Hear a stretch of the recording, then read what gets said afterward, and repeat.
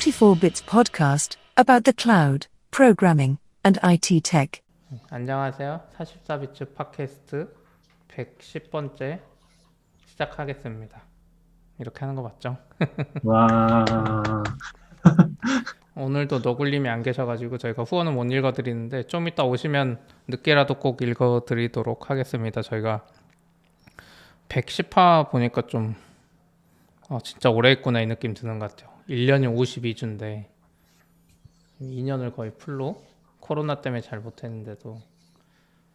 그리고 오늘은 좀 특이하게 시작했는데 저희가 클럽하우스에도 지금 방을 만들어서 동시에 송출해보고 있어요. 저희도 이게 어떻게 될지는 모르겠는데 한번 테스트 겸 해보고 있고 지금 54분이나 들어주고 계시네요.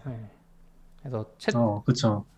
그래서 클럽하우스에서 들으시는 분들은 혹시 저희한테 뭔가 궁금한 게 있으면 저희가 방송 중에는 이게 손 들어도 못 올려드리니까 끝나고는 올려드릴 수 있을 것 같은데 궁금하신 게 있으면 유튜브 채널에 오셔가지고 질문 남겨주시면 좋겠습니다.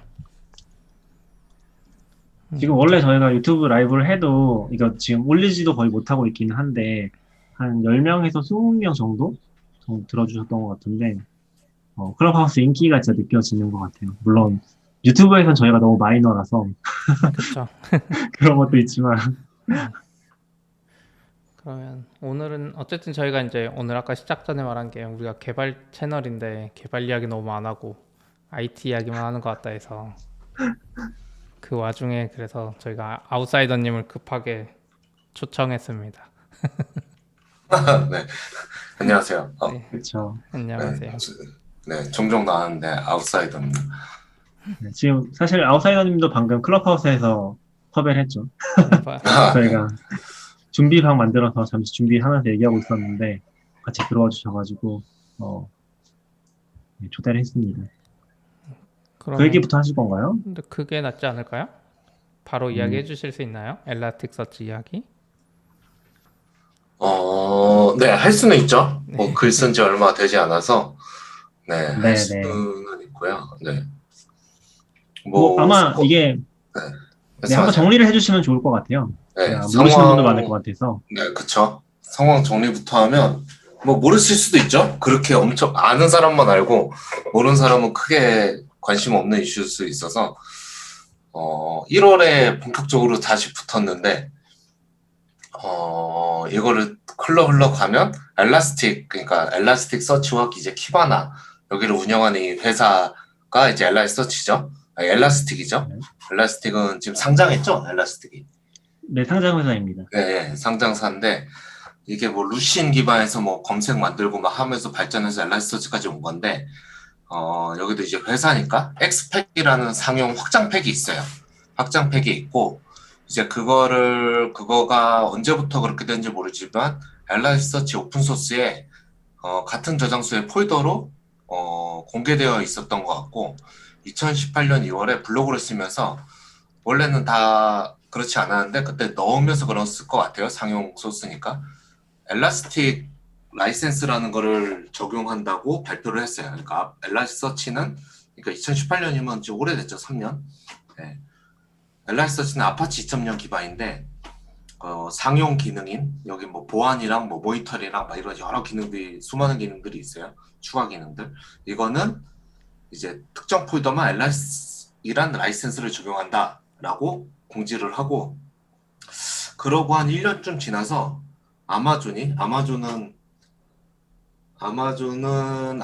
엘라스틱서치 서비스가 있고 여태까지 밝혀진 사항에 의하면 이 엘라스틱 서비스는 엘라스틱과 협약해서 한 게 아니라 아마존이 자체적으로 운영하는 사스죠. 네, 그걸 운영하는 AWS에서 2019년에 오픈 디스트로 포 엘라스틱 서치라는 거를 공개를 했어요. 여기에는 모든 기능이 다 있는 건 아니지만 엑스팩을 겨냥한 것처럼 엑스팩에 있는 인증 기능 이런 것들이 들어가 있고 그거를 무료로 풀었어요. 얘네가 AWS가 이 얘기에 대해서는 스탠다드 아웃 39화를 보시면 그때 맞아, 기억납니다. 조금 얘기를 나눴었어요. 네, 이것도 1년도 더 된 얘기인데 39화 하니까 되게 옛날이네요. 맞아요. 저 일주일에 한 번씩 하니까. 네. 그때 얘기를 좀 나눴었고요. 그러고 한 지금 1년도 더 지났죠.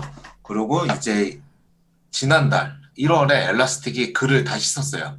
옛날 글과 똑같은 제목을 가져와서 파트 2라는 제목으로 지금 엘라스틱 최신 버전이 7.10인데 7.11부터는 아파치 라이센스가 아니라 SSPL, 서버 사이드 퍼블릭 라이센스라는 거를 적용하고 엑스팩은 예전과 동일하게 엘라스틱, 그러니까 듀얼 라이센스죠. 옛날에도 듀얼 라이센스였는데 이제 아파치를 빼고 SSPL을 적용한다고 이제 발표를 갑자기 공지를 합니다. 공지를 하고 그 글에서 이제 AWS가 그러니까 AWS의 엘라스틱 서비스를 얘기하는 거죠. 오픈소스 커뮤니티에 기여는 전혀 하지 않고 이득만 취하고 있다고 비난을 막 공격적으로 하면서 이 발표를 합니다. 발표를 하게 되고요. SSPL에 대해서 좀 설명드리면 이건 몽고DB가 만들었어요. 몽고DB도 똑같은 이슈가 있었던 거예요. AWS만 아니라 클라우드 프로바이더랑 자기네도 호스팅 해야 되는데 아틀라스인가요? 네. 자기네도 호스팅 해야 되는데 아마존에는 도큐먼트 DB라는 이제 API 호환 그 DB가 있죠. 몽고DB랑 호환되는 한때 몽고DB가 엄청 인기 있을 때. 참고로 몽고DB도 상장사입니다. 네. 몽고DB가 이제 그거를 걔네가 못하게 막으려고 만든 SSPL이라는 라이센스고요. 그걸 얘네가 쓰고 있는 거고 이거를 이제 엘라스틱이 도입하게 된 거죠. 네, 도입하게 됐고 그러고 나서 한 1, 2주? 금방 대응 나온 것 같아요. AWS에서 또 블로그에 글을 올리면서 엘라스틱이 오픈소스를 망치고 있다. 우리가 진정한 오픈소스를 하마 해서 아파치 2.0으로 공개된 엘라스서치를 우리가 포크해서 조만간 바로 공개할게 라고 대응이 나섰어요. 그리고 우리는 커뮤니티에 기여하고 있다. 업스트림에도 우리 커밋 올리고 있고 PR 올리고 있다. 라면서 이제 꽤 강한 대응이죠. 강한 대응으로 나왔고 요 둘이 싸우는 와중에 이제 오픈소스 이니셔티브 보통 성당과 시장으로 유명한 그 에릭 레이먼드로 시작된 오픈소스 이니셔티브가 지금 우리가 보통 말하는 일반 명사 같은 오픈소스라는 거를 걔네가 정의하고 있고 걔네가 인정한 라이센스들이 있거든요. MIT, 아파치, 뭐 AGPL, 뭐 수많은 라이센스, 우리가 보는 라이센스를 얘네가 관장하고 있는데 몽고DB가 SSPL을 OSI에 승인받으려고 제출했다가 지적받으면서 철수했어요. 그러니까 회수했어요. 그 제안했던 거를 하고 요 사건이 커지니까 그런지 오픈소스 이니셔티브에서 블로그 글을 써서 SSPL은 오픈소스 아니니까 엘라스틱은 소스를 공개했다고 하더라도 오픈소스라는 말 쓰지 마 라는 식으로 이제 강하게 나왔죠. 그래서 제가 알기로는 엘라스틱도 원래는 오픈소스 이런 말을 쓰다가 다 지우고 뭐 프리 앤 오픈 이런 식으로 용어를 바꿔서 다 수정한 걸로 알고 있어요. 그래서 지금 현재 상황 공식적으로는 엘라스틱은 이제 오픈소스가 더 이상 7.11부터는 아니게 된 상황이 지금 상황입니다. 근데 잠깐 저 좀 놓친 것 같은데 SSPL이 네. 그 몽고DB가 만든 라이센스잖아요. 네네. 근데 이거에 대해서 오픈소스가 아니다 기다라는 해석은 왜 갑자기 나온 거예요? 이게 원래 있었던 라이센스 같아서. 이게 원래 있던 라이센스인데 이제 라이센스를 OSI가 인증해준 라이센스들이 있거든요. 네네. 라이센스란 건 뭐 아무나 만들 수 있으니까요. 저희가 뭐 네, 사입 서비스 그쵸. 라이센스 같은 거 만들 수 있잖아요. 네. 그쵸. 그걸 만들 수 있고 OSI 사이트에 가면 오픈소스 데피니션이라는 문서가 있어요. 거기에 네. 이제 조항이 있는데 요거를 다 지켜야 오픈소스인 거고 그거를 이제 승인해 주는 것 같아요. 네, 승인 절차까지는 잘 모르겠는데 그래서 몇 년 전까지 언제인지 모르겠는데 몽고DB가 제출을 했고 거기서 이제 문제 있다고 이제 커뮤니티도 많은 사람들이 지적을 하고 여기에 좀 많은 이견들이 있는 것 같아요. 저도 뭐 이게 네네. 법적 상황이니까 자세히는 모르는데 많은 의견이 있어서 사실은 몽고DB가 다시 철수했어요. 그러니까 OSI가 거절하기 전에 몽고DB가 제출했던 거를 철회한 상황이고요. 이번에 네네. OS에서 발표한 거는 그 OSI에서 발표한 거는 OSD 오픈소스 데피니션의 6번 조항이 특정 분야에서의 프로그램을 사용을 제한하면 안 된다 같은 조항이 있거든요. 번역을 하면. 네. 그거를 어겼기 때문에 SSPL은 오픈 소스가 될 수 없다. 같은 그 부분을 이제 그 글에서는 얘기하면서 이제 SSPL은 오픈 소스가 아니다. 오픈 소스 라이센스가 아니다라고 이제 발표를 한 상황입니다. 그게 저는 좀 궁금한 포인트가, 이게 제가 잘 몰라서 그런 것 같기는 한데, 그 그 SSPL을 만든 건 몽고DB인 거잖아요. 근데 이번에 안녕하세요. 엘라스틱이 그걸 도입했기 때문에 그 부분에 대해서 OSI가 성명을 냈다고 이해를 하면 되는 걸까요? 갑자기 너굴님이 들어오셔서 질문이 좀 네. 들었는데 다시 한번 네네. 그러니까 그 몽고DB의 라이센스가 SSPL인 거잖아요. 근데 네네네. 이번에 라이센스 바꾼 거는 엘라스틱이니까 네. 이 엘라스틱이 라이센스 바꾼 부분에 대해서 이제 엘라스틱에서 바꾼 라이센스는 오픈소스가 아니다라는 걸 OSI가 성명을 낸 건가요? 아니죠. 그렇게 이해하면 되는 건가요? 몽고DB가 SSPL이라는 라이센스를 만들고 그 네. 라이센스를 자기네 제품에 적용한 거죠. 몽고DB 제품에. 그러니까 네네. 두 개는 이제 약간 라이센스와 제품의 관계가 있는 거고. 그러니까 예. 이 OSI의 성명이라고 해야 되나? 블로그 글이 네. 엘라스틱 때문에 나온 거잖아요. 네, 그런 거. 딱 타이밍이랑 모든 상황이 그렇죠. 네, 그래서 이게 바꾸는 거에 대해서 성명을 낸 거라고 이해를 하면 되는 거겠죠? 바꾸는 거 자체에 대해서 구체적으로 막 뭐라고 한 것 같진 않고요. 바꾸는 거는 네. 뭐 자기네 마음이니까. 네. 근데 SSPL은 오픈소스 아닌데 너희 왜 오픈소스라고 자꾸 말해? 같은 부분을 말했다고 저는 느꼈어요. 그렇죠. 그러니까 오픈 소스란 이름은 쓰지 말라는 거죠. 네, 기본적으로 일라스틱이 계속 자기네 제품 다 오픈소스라는 그 표현이 뭐 사이트나 어디 다 들어가 있으니까. 네. 그러니까 네, 이해했습니다. 아파치 때까지는 니네 오픈소스였는데 SSPL 하면 이거는 아니야. 오픈소스라고 하지 마. 라고 이제 한 거로 전 이해했습니다. 네. 근데 저 궁금한 게 이제 이 포인트에서 이해를 계속 못 하고 있는 게 SSPL 라이센스가 도대체 제약하는 게 정확히 뭐예요? 클라우드에서 쓰지 말라예요? 아니면 서버 띄울 때 우리한테 허락을 받아라예요? 그게 제가 뭐 이렇게 라이센스니까 모든 문장을 막 세밀하게 보진 않았는데요. 그리고 문제되는 사항만 중심으로 보면요. SSPL이 적용됐을 때 이거를 가져다가 SaaS로 운영할 때 SaaS로 운영하려면 엘라스틱 소스만 있지 않잖아요. 이거를 뭐 멀티 테넌시라고 해야 되나요? 멀티 테넌시 운영을 위한 코드도 필요하고 관리령 코드도 필요하잖아요. 그 관리 계층의 코드까지 다 공개해라가 SPL에 있는 거예요. 그러니까 네. 아마존이 운영하려고 네. 엘라스틱 서치를 띄우면서 뭐 이렇게 뭐 앞에 H 프록시 같은 거 놓고 막 이러면 이런 것까지 다 공개하라는 거죠? 네, 그게 SSPL에 담겨 있는 내용이고요. 이제 그 부분이 문제가 되는 거고, 제가 이 글을 쓰고 나서 이제 딴 분, 그러니까 라이센스 잘 하시는 분이 저한테 제가 뭐 그분이 누구라고는 제가 뭐 허락을 미리 못 봐서 얘기는 못 하겠는데, 들은 얘기로는 이제 그 조항 자체가 좀 문제가 있다는 거죠. 이제 AGPL과 다르게 SSPL은 예를 들어 지금 말씀하신 대로 지금 CP가 핫프록시를 예시로 드셨는데, 네. 제가 핫프록시 갖다가 구축했으면 핫프록시는 내게 아니잖아요. 네. 내가 핫프록시를 공개할 권한 같은 건 나한테 없는 거죠.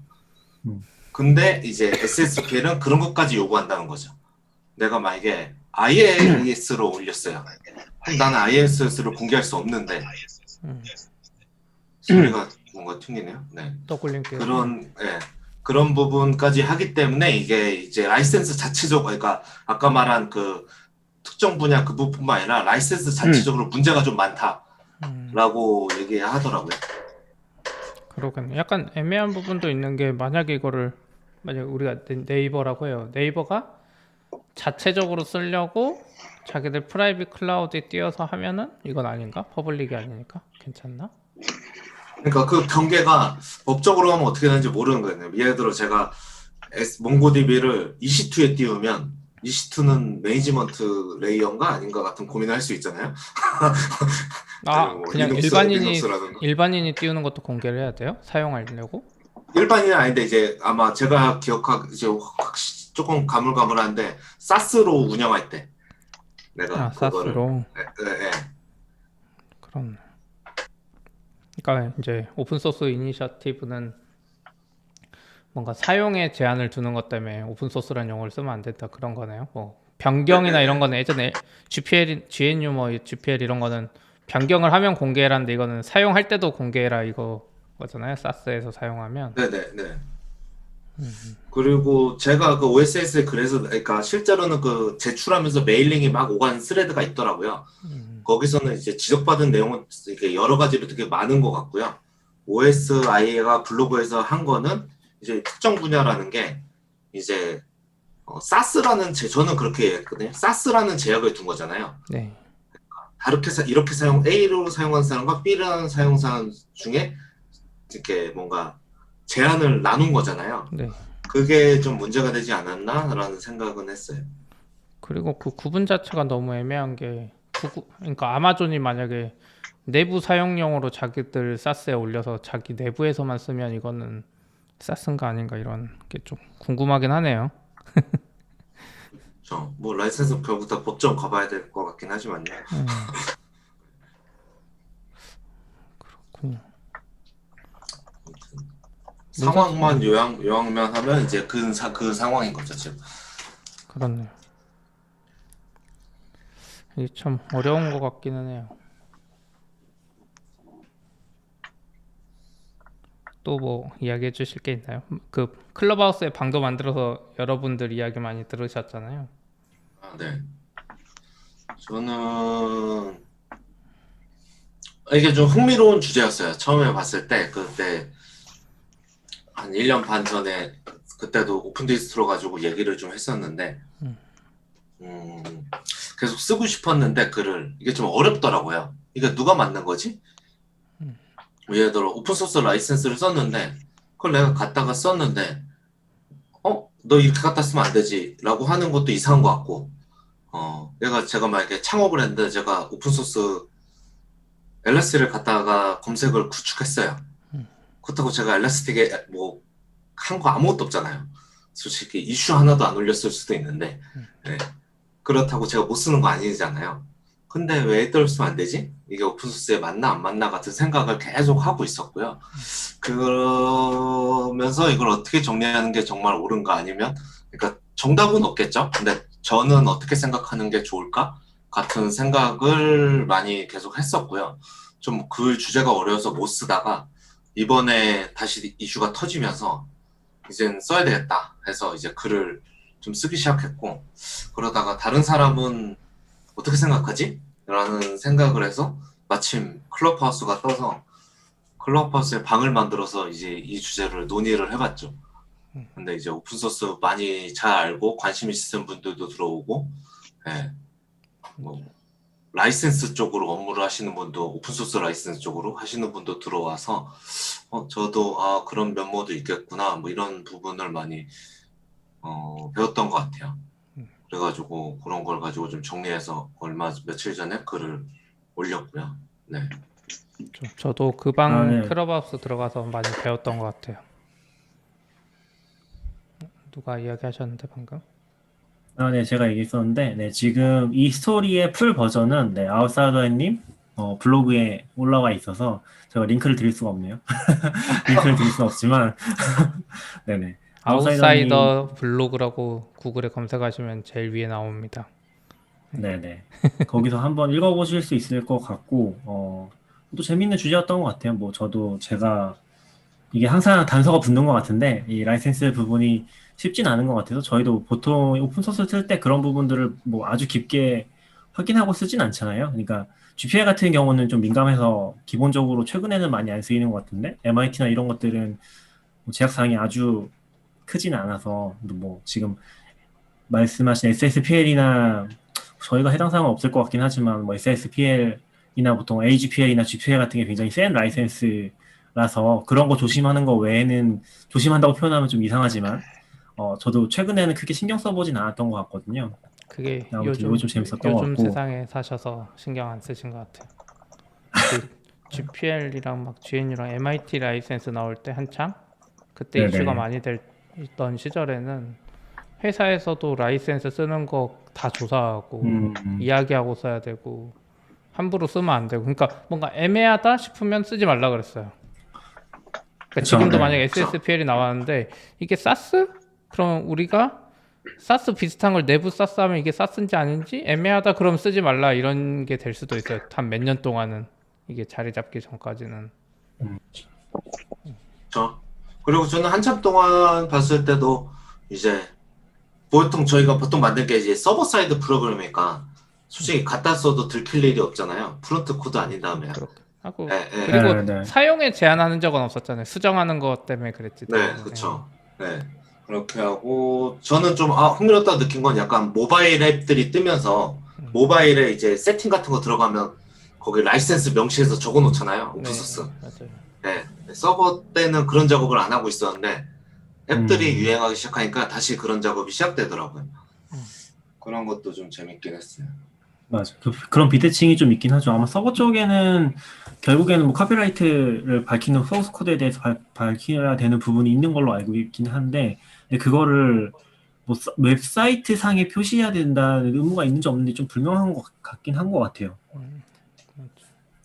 앱 쪽도 원래 그게 딱히 있지는 않은데 제 네, 생각에 네. 모바일 앱 쪽이 그거를 많이 밝히는 이유가 제가 생각했을 때는 막 앱이 나왔을 때 UI 라이브러리나 이런 것들이 진짜 많고 도움이 많이 됐어요. 그러니까 서버 백엔드 서버보다 라이센스 쓰는 종류가 좀 어마어마하게 많아요.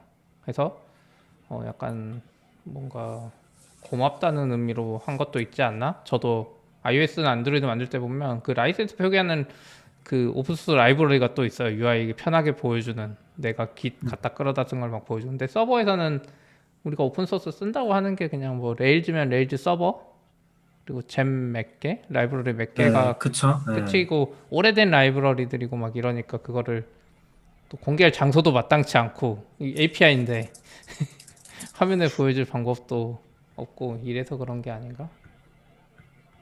맞아요. 그러니까 뭐 레일즈 같은 경우도 MIT 라이센스에 속하잖아요. 근데 사실 뭐 우리가 어떤 사이트가 레일즈로 만들어졌는지 아닌지 판단할 수 있는 방법이 거의 없잖아요. 물론 레일즈 개발자라면 뭐 강제로 오류를 내본다든지 하면서 유추하거나 그런 케이스들이 있기는 한데 뭐 그거를 밝히도록 돼 있지는 않은 것 같기는 해요.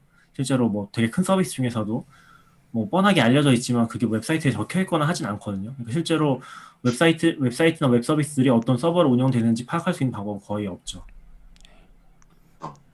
네네. 근데 저는 좀 궁금했던 그러니까 저는 이게 약간 HPL도 비슷한 라이센스 아닌가라는 생각도 들었었는데 그 부분에 대해서 뭐 자세한 얘기 해주실 수 있는 포인트가 있나요? 저도 내용 자체에 대해서 깊게는 몰라서. 자세히까지는 모르고요. 그때도 얘기가 나왔어요. 왜 AGPL을 안 쓰고 SSPL을 썼지? 같은 얘기들이. 근데 이제 그 엘라스틱이 왜 그런 선택을 했는지는 아무도 모르죠. 내가 그런 얘기를 하지 않았으니까. 근데 거기서 이제 좀 오픈소스 라이센스 잘 하시는 분이 AGPL을 쓰면 관련 코드를 다 공개해야 된대요. 그러니까 그러니까 레일즈가 만약에 AGPL이에요. 네네. 그래서 내가 클럽하우스를 만들면 클럽하우스를 공개해야 되는 거죠. 그러니까 퉁쳐요. 아주 정확하진 않아요. 근데 느낌으로는 그렇게 되니까 원래 약간 이렇게 제가 개인적으로 생각하기에 옛날 GPL 계열, 그러니까 네, 맞아요. 네. 네, 프리 소프트웨어 파운데이션에서 했던 건 라이센스들은 대부분의 전염성이 되게 강하고 갖다 쓰기 시작하면 다 오픈소스가 되잖아요.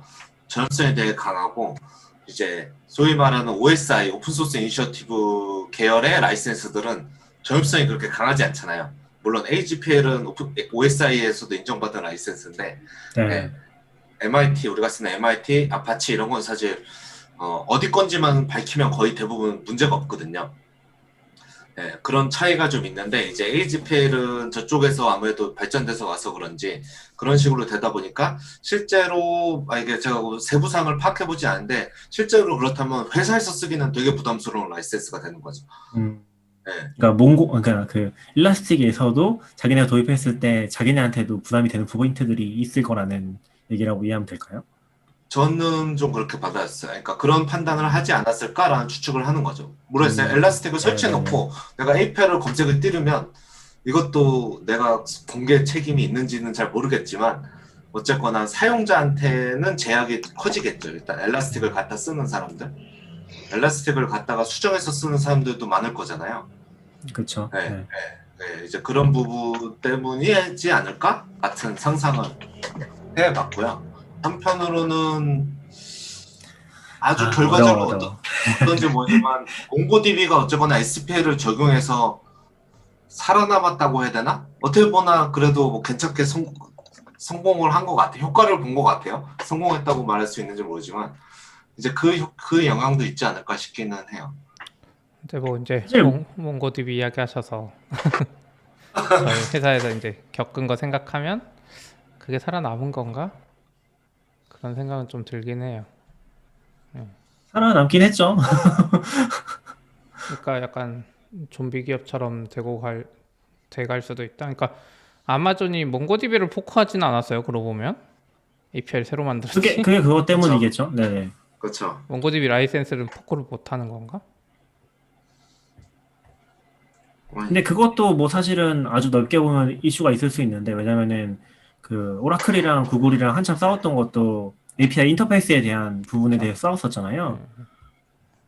그러니까 뭐 그것도 뭐 라이센스 문제 어디까지 걸릴지는 모르겠는데, 뭐 일단 아마존에서 나온 그러니까 AWS의 도큐멘트 DB라는 서비스가 매니지드 몽고 DB 서비스라고 할 수 있는데, 실질적으로는 그게 내부 구현은 아마존이 직접 한 걸로 알고 있고, 인터페이스만 몽고DB 특정 버전이랑 똑같이 다 맞춰버린 제품이거든요.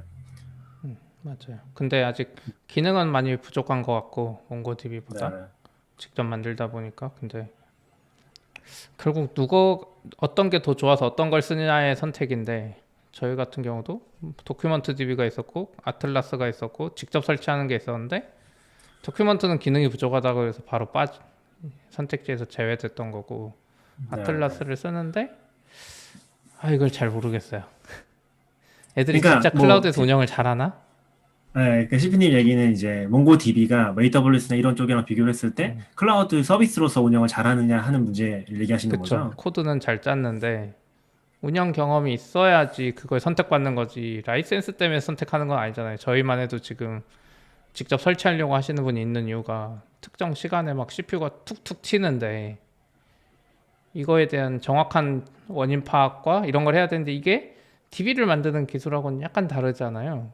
클라우드 우리도 운영해 보면 막 네트워크 이슈 생기고 뭐 이런저런 이슈가 계속 생기는데. 그러니까 저희가 겪은 이슈 뭐 간단히만 공유를 해보면은 뭐 저희가 그쪽 답변까지 공개를 할 수 없을 것 같긴 한데, 그러니까 표면적으로 보면은 아틀라스에서 몽고DB를 쓰고 있는데 이게 작은 인스턴스긴 해요. 근데 보면은 한 15분마다 한 번씩 CPU가 엄청 튀거든요. 거의 요청이 전혀 없는데도 한 15% 20% 튀는데 한 20초간 그게 지연이 되고, 실제 그 시간 동안에 쿼리가 날아가면은 느려지는 걸로 파악을 하고 있거든요. 근데 그게 약간 뭐 업체 쪽에서 놓은 이슈로 파악을 하고 있는 것 같고, 근데 실제로 그렇게 됐을 때 정말 서비스에서 문제없이 쓸 수 있을까 하는 그런 의문을 가지고 있는 것 같아요. 물론 무시하고 쓸 수 있겠지만 그런 케이스가 좀 있었긴 했어요. 네, 그래서 그런 경우에 우리는 이제 직접 설치하는 옵션을 가지고 가는데, 그러면 몽고DB는 돈 못 버는 거 똑같고 AWS는 그냥 EC2에 돈 버는 거고, 이게 몽고DB한테 진짜 좋은 건가? 몽고DB는 클라우드 사업 결국 돈 투자는 투자대로 하고 더 망하는 길로 갈 수도 있지 않나, 이런 생각도 들어요. 엘라스틱도 마찬가지인데, 엘라스틱도 저는 이제 라이센스를 무기로 해서 이제 성공할 수도 있는데, 그거는 제품이나 그 서비스를 잘 만든다는 전제가 있어야 되는 것 같아요. 그러니까 이제는 라이센스 싸움을 지나서 적어도 두 회사는 서비스로 이제 싸워야 되는데, 아마존이 엄청 유리한 위치는 맞는 것 같아요. 왜냐면 몽고DB랑 다르게 이건 포크를 떴잖아요. 특정 버전에서 기능이 똑같잖아요. 엘라스틱이랑 지금 엘라스틱이 그동안 투자한 노력을 거의 공짜로 가져가는 건데, 이 상황에서 누가 더 개선을 빨리 시킬 수 있을 거냐, 엘라스틱 서치를. 그러면 아마존 같은 경우는 엘라스틱 서치를 진짜 검색 엔진으로만 써요. 왜냐면 엘라스틱 회사가 요즘에 클라우드에서 막 밀고 있는 APM이나 뭐 이런 것들 AWS 안 하잖아요. 그 로그는 클라우드 와치 다 있고 비슷한 게 있으니까, 아마존은 엘라스틱 서치 진짜 검색 엔진으로 발전시킬 거고, 엘라스틱은 그거를 예전에 승호님도 APM 좋다고 했고, 또 단순 로그가 아니라 막 머신러닝으로 뭐 분석도 해주고 막 이런 솔루션, 종합 솔루션으로 가고 있는데, 이게 이제 힘든 싸움이 될 것 같아요. 아마존이랑 돈 싸움, 개발 인력 싸움으로 저희가 이제 봤을 때 검색 엔진으로서 누가 더 발전할 수 있느냐는 솔직히 저는 엘라틱이 진짜 힘든 싸움이다. 그런 생각이 들더라고요. 저는 뭐 반반이긴 한데 뭐 일라스티서치 서비스라는 AWS 서비스 경험이 그렇게 좋진 않았어서 아, 그쵸. 잘은 모르겠긴 합니다. 아, 맞아요. 그거는 있어요. AWS 엘라스틱서치도 이제 낙교님이 처음에 설치했었는데 진짜 별로였거든요. 네, 일단 서비스에 대한 뭐 약간 매니지 서비스에 좋은 점일 수도 있긴 한데 일단 너무 그 반응이 느린 서비스인데 진행 상황을 알 수 없는 포인트가 좀 있었고 노드 추가나 삭제할 때 좀 잘 안 되는 상황이 스톡된 것 같은데 응답이 계속 없었던 케이스라든지 그리고 이제 결정적으로 일라서치 쓰면은 형태소 분석기 같은 걸 정말 많이 쓰잖아요. 거의 다들 쓰시는 것 같은데 그런 게 안 돼요. 아마 그 일라서치 서비스에서는 사전 그러다 업데이트가 보니까 막 안 됐고 사전 업데이트 파일로 못하고 막 레스트로 보내야 되고 이런 거 있었죠. 맞아요. 그래서 저희도 결과적으로는 그냥 직접 설치를 해서 쓰고 있긴 하거든요. 저희 검색팀에서 그거를 별도로 셋업을 해서 쓰고 있는 상황이라서 뭐 아마존의 경험도 아주 좋지는 않았습니다. 그렇죠. 근데 아이러니하게도 아마존은 그건 거죠. 어쨌든 우리 EC2를 쓰니까 우린 돈을 버네. 근데 그쵸. 엘라스틱하고 아마존은 엘라스틱하고 몽고디비는 클라우드로 돈을 벌어야 되는 회사가 됐는데 돈은 못 벌고 그러면은 예전에 레드햇이나 이런 애들이 했던 것처럼 컨설팅 회사가 다시 돼야 되는 그런 아이러니라고 해야 되나? 저는 그냥 궁극적으로는 그냥 몽고디비나 엘라스틱이나 아마존이랑 협력 잘해서 더 좋은 서비스를 만들어주면 좋겠어요. 사용자 입장에서 솔직히. 또 그냥- 하고 저는 글에는 그런 부분에 제가 아직 정리되지 못해서 안 썼는데, 그러니까 오픈 소스가 지금 수익 모델이 없는 거죠.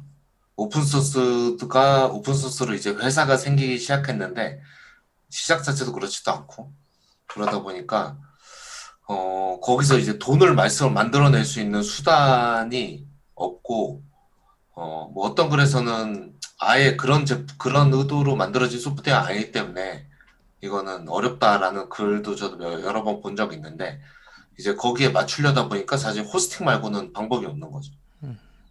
솔직히 말하면 컨설팅으로는 돈 사실 모르겠어요. 저는 좀 옛날 방식이고 요즘은 잘 안 되는 것 같아서 쉽게. 그쵸. 예전 요즘엔 레드햇이나 잘안 되죠. 수세하던 그런 방식은 이제 좀 안 되는 것 같아서. 저는 약간 루비 방식이 좀 좋긴 해요. 솔직하게 말하면 루비나 고나 타입스크립트.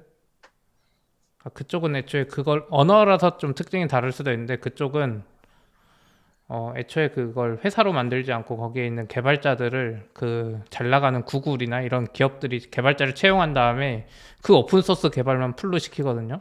그러니까 일본 같은 경우는 쿡패드가 루비 커미터 몇 명을 채용해서 돈을 많이 주면서 그냥 너 루비 개발해 이렇게 하는 거고 고도 어떻게 보면 고 개발자들 많잖아요. 구글 안에.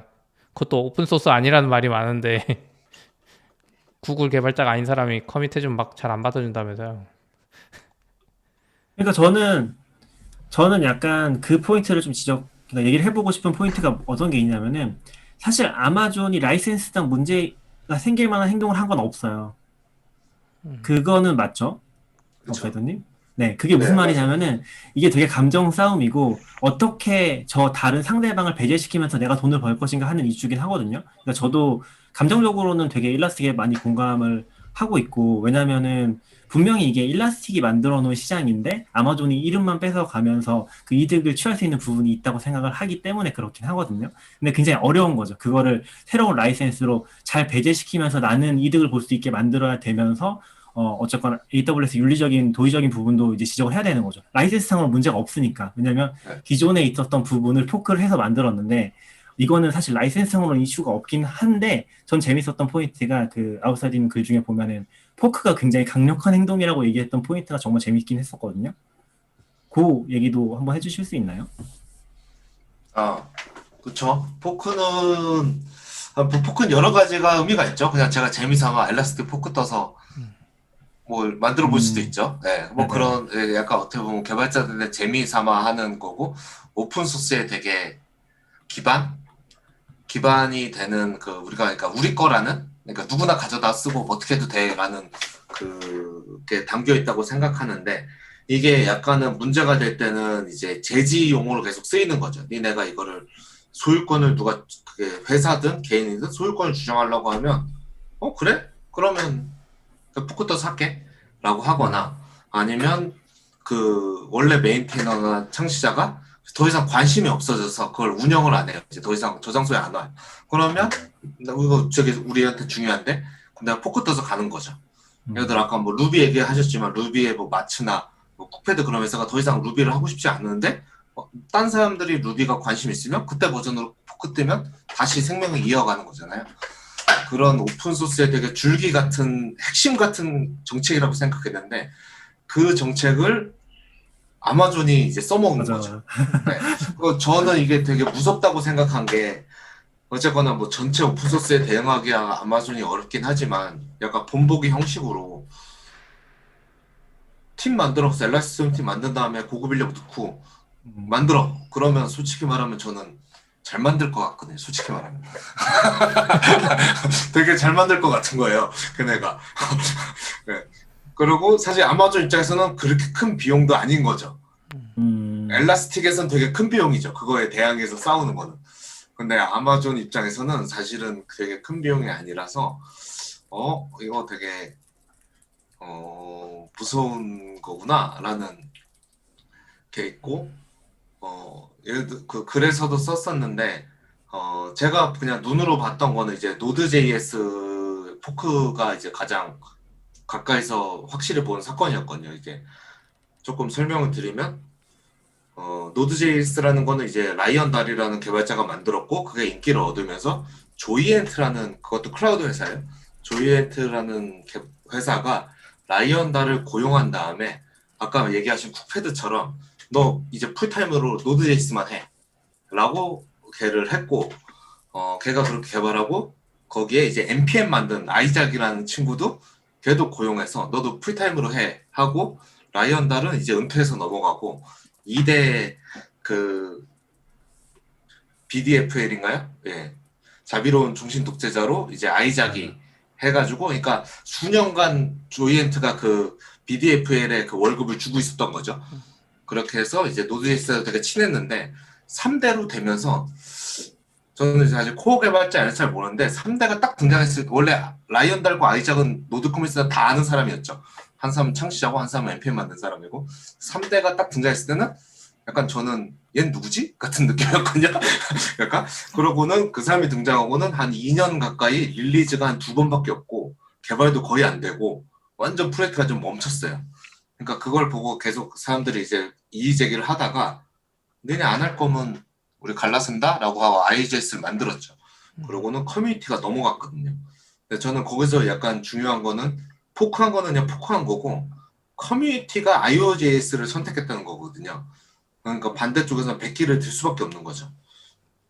그러니까 100기를 들어서 트레이드마크 다 넘겨주고 같이 돈 내서 재단 만들고 해서 지금 만들어진 게 재단 노드.js 파운데이션 지금은 자바스크립트랑 합쳐서 오픈JS 파운데이션이 됐죠. 네, 그렇게 합쳐져서 지금이 된 건데 아마존과 엘라스틱을 생각하면 엘라스틱이 포크했잖아요. 근데 어느 쪽을 편을 들든 간에 이걸 거부하기 어려우기에 개발자들이 각자 위치에 있다는 느낌이 좀 있거든요. 저는 왜냐하면 내 회사 소스 서버들은 다 AWS에 있고 이런 상황에서 나는 이런 정치적 이슈 때문에 그러니까 IOJS 노드 선택하던 거하고 좀 이슈가 다른 거죠. AWS에 엘라스틱을 쓰지 않고 이름은 엘라스틱서치가 아닐 거라고 저는 생각해요. 왜냐면 엘라스틱서치는 저는 트레이드 마크일 거라고 생각하고 있기 때문에 다른 이름은 나올 건데 AWS 엘라스틱서치를 쓰지 않고 엘라스틱서치를 쓰겠어라고 선택하기는 쉽지 않은 문제라고 생각하고 저는 솔직히 말하면 AWS가 그거에 판단하고 포크했다고 추측하고 있긴 합니다. 네, 그러니까 커뮤니티도 우리를 지지해 줄 거라는 어느 정도의 좀 계산이 들어있었을 거라는 생각이 그러니까 좀 있어요. 저도 제일 최근에 재밌었던 뭐 정확한 비교는 아닐 수 있지만 페이스북이 그 프라이버시 정책에 대해서 애플이 세게 나오니까 하는 얘기가 중소상공인을 위해서 그 프라이버시를 뭐 침해해도 된다고 한 건 아니지만 아무튼 포장을 되게 잘했잖아요. 네. 그것처럼 이제 AWS도 오히려 우리가 진짜 오픈 소스다라고 말하는 요 명분을 만들어줬던 포인트, 그거를 거의 뭐 러셀님이 얘기하신 것처럼 거의 바로 반박을 한 거잖아요. 거의 준비하고 있었다는 듯이. 네네. 그게 재밌었던 포인트인 것 같기는 해요. 그런 거 같긴 하네요. 진짜 둘이 서로 언플하면서 이쪽으로 끌어들이려고 우리 말이 맞다고 이제. 근데 이게 확실히 한쪽으로 기울면 싸움이 끝나는데 이게 진짜 아싸님 말대로 반반인 것 같아요. 저도 일반적이라면은 엘라스틱 서치 편을 들어줄 것 같은데 내가 엘라스틱 하면서 인증 때문에 개고생한 거 생각하면 너무 싫고 그러니까 그 생각이 계속 나는 거예요. 저는 그러니까 개발자마다 다 상황이 다른 것 같아요. 시피님이 가시는 포인트가 이제 엑스팩이 네, 맞아요. 유료화하는 부분인데 이게 일반 일라서치는 포함이 안 돼 있다 보니까 그쵸. 우리가 그걸 도입을 했을 때 뭐 예전에도 얘기하셨었지만 일반적으로 최근에 해킹 사고 많이 난 게 일라서치인데 그 이유를 생각해 보면은 그 보안 기능이 오픈소스 버전에 포함이 되지 않아서인 그쵸. 거잖아요. 그러니까 그게 엘라틱이 그쵸. 말한 건 그거였어. 검색 서버는 너네 내부 네트워크에서 운영해야 된다. 외부에 열지 말고. 그래서 대부분 인증이 필요 없다. 그런데 엑스팩이란 유료가 있는데 이건 인증은 쉽게 해줘. 근데 그걸 안 하고 하는 방법이 있었어. 엔진엑스를 앞에 설치하고 뭐 어려운 방법은 아니었는데 그랬는데 이제 어도비나 외국계 회사들이 사용자 개인정보를 엄청 털린 적이 많은데 그 사건의 대부분이 엘라스틱이었고 그걸 잘 보면 애들이 열려고 연 건 아니고 네트워크 담당자나 뭐 이쪽에서 내부 네트워크에 놔뒀는데 실수로 잠깐 열려버린 거죠. 네트워크란 게 좀 그렇게 열릴 수도 있잖아요.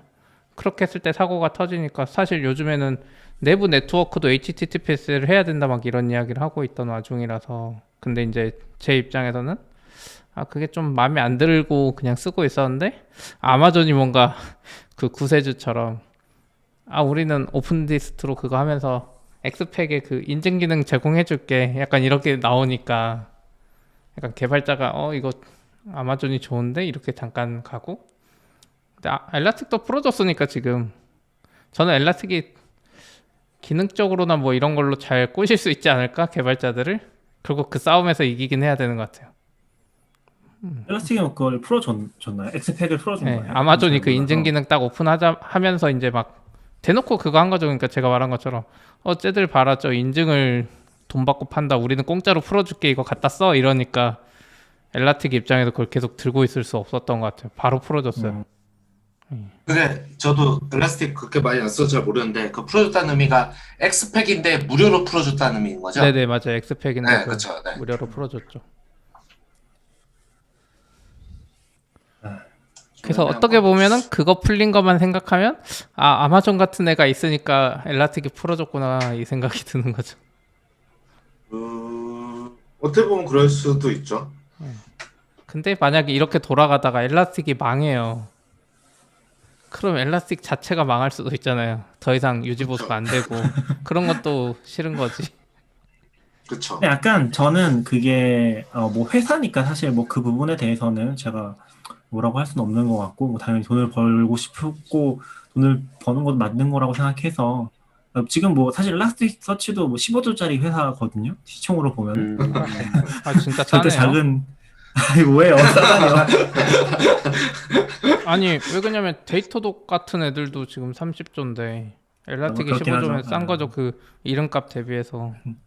데이터도 너무 무시하는 거 아닐까? 데이터 같은 애들. 그런 건 아닌데. 우리 보기보다 한참 작죠. 저는 좋아합니다 데이터도. 네네네.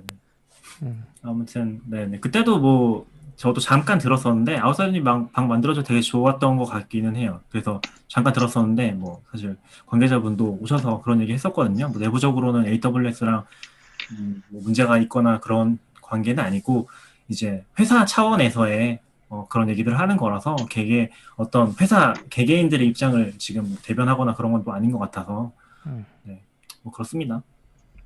저도 사실 이거 글을 써야지 했던 거는 사실 그러니까 엘라스틱이 엑스팩을 뭐 상용이든 아니든 뭐 거기에 뭐가 있든 저는 사실 제가 엘라스틱에 별로 고생 안 해서 그런지 몰라도 크게 관심 없었고요.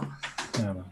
이런 게 계속 발생할 것 같아서 좀 계속 좀 정리한 다음에 앞으로의 사건을 보고 싶었던 게 제 마음이거든요.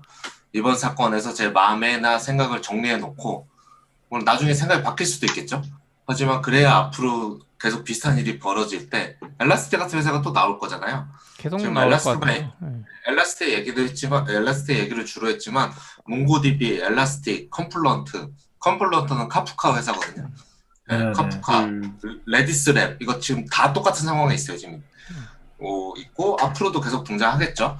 이제 사실 그럴 앞으로도 이런 이슈가 될 수 있을 것 같아서 혹은 아니면 AWS가 아니라 구글이나 MS랑 앞으로는 있을 것 같아서 그래서 좀 계속 정리해 보려고 했던 거는 있었던 것 같아요.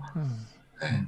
근데 진짜 그래야 요즘에 시간이 지나서 그런 것 지나서 같아요. 봤을 때 내가 뭘 잘못 생각했나 아니면 그때 이런 걸 놓쳤구나 이런 걸 좀 볼 수 있을 것 같아서 그렇네요. 클라우드랑 연결된 애들은 아웃사이더님 말씀대로 앞으로 이 문제가 계속 생길 것 같아요. 왜냐면 당장 눈앞에 보이는 것만 해도 그래프 하나 그냥 개발자들이 잘 쓰는 모니터링 오픈소스였는데 애들도 클라우드 한다 그랬거든요. 돈 벌려고. 이러면 이제 이제 애매해지잖아요. 그러니까 근데 사실 저는 기억나는 게 지금 오픈소스로 하면서 가장 뭐랄까 비즈니스 모델 못 만들었던 회사가 하나 있잖아요. 레드죠? 가장 기대를 많이 모았던. 도커. D사인가요? 네. 그런 거 보면은 뭐 어려운 문제인 것 같긴 해요. 오픈소스라는 모델 가지고서. 그리고 저는 약간 그 리눅스 재단 아래쪽으로 아까 오픈JS 재단도 리눅스 재단 아래에 있는 거죠. 그런 걸로 알고 있어요. 네, 아마 제가 알기로도 리눅스 재단 아래로도 그 재단 만들어서 그러니까 그 기업들이 자기의 어떤 오픈소스를 그냥 가지고 있는 게 아니라 예를 들면 쿠버네티스를 구글이 가지고 있는 게 아니라 그걸 그냥 그 재단에 기부해 버리고 거기서 다른 회사들이랑 협력하는 형태로 가는 것도 약간 상용화하지 않는다는 전제로 봤을 때는 그러니까 쿠버네티스는 구글이 만든 거니까 그걸 상용하지 않은 전제로 봤을 때는 그걸 협업할 수 있는 모델을 만드는 거라고 생각을 하긴 하거든요. 뭐 그런 식으로도 될 수 있을 것 같은데 이제 그거랑 별개로 나와 있는 부분에 대해서는 이제 충돌이 굉장히 많이 일어날 것 같네요. 그래서도 조금 언급했는데 저도 구글이 어쨌거나 쿠버네티스를 재단에 갖다 바쳤잖아요. 네. 좀 너무 종교적인데. 그래? 그래서 그 재단에 이제 기부를 했는데 사실 그것도 보면 진짜 수년간 그 내부의 보그라고 하나요? 거기서 얻은 경험치에 뭐 굳이 표현을 하면 정수를 담은 제품을 만든 다음에 한 건데 그것도 어떻게 보면은 회사 입장에서 사실 거기다 기부할 이유가 없는데 개발자들이 갖고 있는 것보다 기부하는 걸 더 좋아한다고 하고 그게 시장에 더 좋다고 생각하니까 좀 기부했다고 생각하거든요. 예를 들어 기부 안 했으면 쿠버네티스는 GCP에만 있었을 거잖아요. 다른 회사는 그런 라이센스를 짰을 수도 있죠. 비즈니스 단에서는. 그렇게도 하고 오픈소스로 공개 안 하면 되니까 그냥 갖고 있고 그쵸. 운영할 수도 있고 하지만 맞아요. 뭐 보급의 중요성도 생각했을 거고 뭐 아까 말한 고랭이나 뭐 크로니움 같은 것도 니네 뭐가 오픈소스야 니네밖에 안 하면서 막 이런 계속 커뮤니티에 거부 반응이 있으니까 하지 않았나? 라는 추측을 좀 저는 생각을 하거든요. 이것도 역설적으로 보면은 GCP, 그러니까 뭐 구글이랑 동격은 아니지만 GCP보다 AWS 더 이득을 많이 본 케이스가 될 수도 있잖아요. 그렇죠. 뭐 지나서 보면 너무 배 아프다고 하고 그 임원 뭐라 그러고 그 결정한 사람 뭐라 그러고 다음부터 공개 안 할 수도 있겠죠. 알죠. 갑자기 SSPL로 바꾸고. 이제는 재단으로 넘어갔으니까 못하죠. 이제는 아예 못하죠. 그건 안 되죠. 네. 저는 이게 정말 라이센스보다 더 확실하다고 생각하거든요. 완전 넘겨버렸으니까요.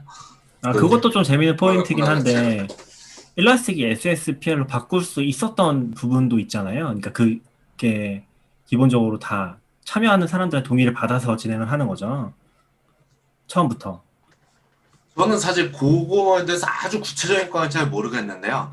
보통 그 동의를 안 받기 위해서 하는 게 이제 CLA, 컨트리뷰터 CLA면 라이센스 어그리먼트가 이제 보통 그거고 그거를 하면 제가 알기로는 바꿀 때 그러니까 사전에 동의를 다 받았기 때문에 나중에 할 때 안 바꿔도 되는 거고요.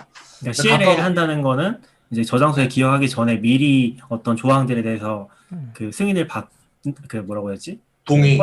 동의를 네. 받는 절차를 그쵸. 거친다는 아마도 거죠. 제가 네. 알기로는 첫 PR 남기거나 할 때 물어보는 것 같아요, 댓글로. 네. 예. 그래서 그 동의를 안 하면 안 받아줘요. 그 음. 코드가 좋아도. 네. 근데 가끔 뭐 좀 분쟁 같은 거 발생해서 약간 나중에 컨트리뷰터들이 나와서 내 커밋 뺄 거야 이런 경우 본 적 있거든요. 뭐 예를 들면 제가 옛날에 러나라고 있나요? 예, 자바스크립트 러너. 예. 자바스크립트에서 이제 멀티 디렉토리에서 패키지, 그러니까 프로젝트 여러 개 구성하고 하는 프로 도구가 있는데, 이제 이건 좀 딴 얘기로 세긴 했는데, 그 깃허브 요즘 맨날 나오면 아이스라고 맨날 사람들이 뭐라고 하는 거 있거든요. 그러니까 MS가 미국 이민국의 약간 비인도적인 행위, 그런 정책을, 그게 아이스인 것 같아요. 이름이 IC 뭐의 약자예요. 네, 그거를 이제 비난하는데, 이상하게 제가 봤을 때는 그걸 가지고 MS를 비난하는 건 별로 본 적이 없는데, 깃허브이 뭐만 하면 맨날 니네 MS 아이스 어떻게 할 거냐라는 비난이 나오거든요. 약간 그런 거랑 해서 러나가 갑자기 컨트리뷰터들이 자기끼리 합의했다면서 앞으로, 걔가 MIT가 그랬는데, 우리 러나는 그 아이스를 지지하는 MS, 뭐 페이스북 이런 회사의 계열은 다 못 써. 같은 공지를 했어요. 네, 네네네. 공지를 하고 머지를 시켜버렸거든요. 그랬더니 갑자기 개인 컨트리뷰터이 나와서 난 이건 동의 못 하겠는데? 하면서 그럼 내 커밋 빼줘! 막 이렇게 하면서 막 들고 나와서 그걸 리버트한 사건이 있어요. 아. 예. 근데 저는 이제 그런 사건을 몇 번 봤는데, 그게 약간 협박 용어 쓰이고 실제로 되는 건 못 봤는데, 사실 커밋 빼는 것도 웃기잖아요. 내가 커밋한 다음에 그 시간, 그 위에 코드가 얼마 많이 쌓였는데 내 커밋만 뺄 수 있는 것도 아니고 이게 사실 그게 효과적 어떤 의미가 있는지 잘 모르겠는데, 실제로는 그런 식으로는 CLL을 안 받으면 그런 일이 좀 있긴 한 것 같아요. 너굴님 오랜만에 말하셨어요, 방금. 아니에요. 너굴님 약간 위역에 있는 느낌이에요. 어머님 안녕하세요. 안녕하세요. 아까부터 안녕하셨어요. 50분이 지났지만. 네. 근데 라이센스 이야기 진짜 재밌네요. 어렵긴 하지만. 재밌는데 좀 무거워서, 주제가 맞아요. 무거워서 약간 다들 그렇게 얘기하시는 것 같아요. 라이센스 나오면은 일단 제가 전문가는 아니지만 근데 그때도 저도 그 방에서 들었었는데, 그 법률 해석하시는 업무에 참여하시는 분이 있었던 것 같아서 그분도 얘기하시는 게, 라이센스 해석의 영역은 약간 전문가들이 맡아져 있는 것 같고, 사실 개발자들은 거기서 오히려 소외된다는 느낌을 많이 받는다는 얘기가 인상 깊긴 했었거든요. 어려운 것 같아요. 사실 뭐, 네, 그쵸. 사실 근데 이게 어쩔 수 없는 부분이 있는 게, 뭐, 개발자들은 특히 이제 제가 봤을 때는 한 2010년대 이후에 개발, 뭐 사실 그 전에도 당연히 오픈소스가 너무 중요한 역할을 했었지만, 2010년에 깃허브 생긴 이후에 개발하신 분들은 기본적으로는 자기가 어떤 그 베이스 위에서 일을 하고 있는지를 생각을 했을 때, 오픈소스 위에를 생각하지 않고 이 생태가 존재한다고 볼 수가 없거든요. 모든 게 다. 뭐 저희 회사만 해도 레일즈가 기본적으로, 루비 온 레일즈가 저희 회사를 운영한 어떤, 전 당근마켓에 있는데 그런 오픈소스 이제 프레임워크, 프로그래밍 언어가 되는 건데, 그런 걸 제껴놓고 생각을 할 수가 없거든요. 모든 제품들을 사실은. 그러다 보니까 이게 쉽게 생각할 수 있는 주제는 아닌 것 같긴 해요. 그러니까 무시할 수 없는 주제다라는 생각은 많이 드는 것 같아요. 네. 재미도 있고, 네, 그렇습니다. 저는 그렇게 많이 느끼긴 했습니다. 아무튼 저는 아웃사이더님이 너무 그 장을 정리해 주셔서 너무 좋았던 것 같고, 왜냐면 저도 이거를 그냥 뉴스로만 보는데 약간 숟가락을 얹으면 안 될 것 같다 라는 생각만 계속 하고 있었거든요. 그래서 글은 너무 재밌게 잘 읽었습니다. 근데 저희 벌써 50분 다 됐는데 다른 주제 하나 정도만 더 이야기할까요? 아니면 여기까지 네. 할까요? 뭐 하나 정도 더 얘기해 볼까요? 뭐가 하고 싶은 거 있을까요? 한번 골라보세요. 개발 이야기 많이 했으니까. 그러면은 요거 해볼까요? 요거 오늘 얘기 나온 거 있잖아요. 네. 네네. 하이퍼 커넥트. 너굴님 목소리가 조금 작은 것 같아요. 줌에서도 작나? 잘 모르겠어요. 줌에선 괜찮아요. 그럼 그냥 하시죠. 그래요? 네네. 이거 너굴님이 얘기해 주실래요? 하이퍼 커넥트 이제 아자르를 만드는 회사로 유명한데 여기가 매치 그룹이라는 틴더로 유명한 회사에 인수가 됐죠. 1조 9천억 원? 네. 네, 그 정도로 이제 인수가 됐는데 국내에선 약간 그때 배민 이후로는 조금 큰 규모의 엑시팅 상황이라서 관심이 많이 있었고, 네. 저희도 이제 스타트업이니까 아무래도 이런 식의 어떤 인수들이 활발하게 일어나면 좋겠다는 기대들이 있잖아요, 사실은. 그쵸. 네, 아, 그렇죠. 한국에서는 저 정도 사이즈의 인수 합병은 최근에는 거의 없었죠.